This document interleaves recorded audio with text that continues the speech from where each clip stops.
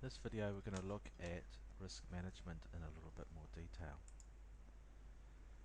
So risk management is influencing the factors that reduce or eliminate negative risks and increase or cause opportunities. That's from PMBOK. And you can read that one from Wikipedia: identifying, assessing, prioritizing risks, and then applying the resources to minimize, monitor and control the probability or impact. So what that Wikipedia one is really saying is that you identify what the risks are, and then you try to reduce the likelihood of them happening, and or you reduce the consequences if they do happen. So that's an important concept there. You can do two things with a risk. You can minimize the likelihood of it happening, or you can minimize the consequences, and usually you try to do both. So minimizing the likelihood, it might be the likelihood of impacts basically. So let's take our example of bad weather. You might anticipate that bad weather is going to delay the project work, so it might be that you plan the project works to happen in a time when there's not so much bad weather. So you're minimizing the likelihood of the works being delayed by bad weather. And if it does, and you might use machinery, that if it does sort of rain a little bit, that machinery can actually work in wetter soil conditions than other types of machinery. So you might use tracked rollers, or tracked excavators rather than ones with wheels or something like that. So you minimize the consequences. So instead of losing 3 days to bad weather, you might only lose 1 day. So those are the two things, and you'd probably use those together.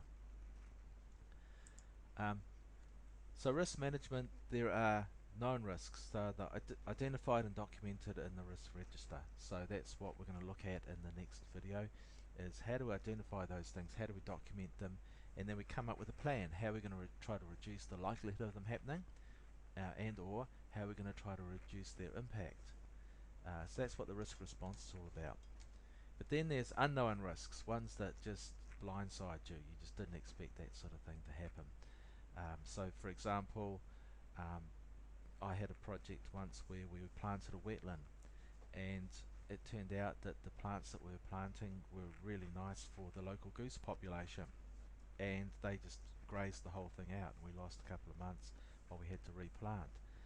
So it just did not occur to us that the geese would be eating these plants. We'd actually had a trial wetland, we'd tried it out, the geese hadn't been interested, but the minute we put it into a big open bit of water, the geese loved it. So these sort of things in civil engineering come along all the time.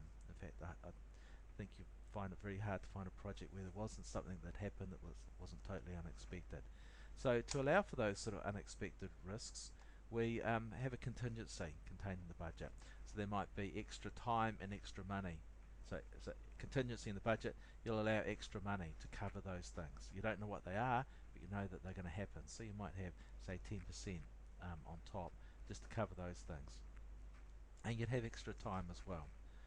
So you'd look at work packages that are especially risky, like say earthworks, because that's especially at risk, because there's so many unknowns, and you might add extra time to the earthworks work package.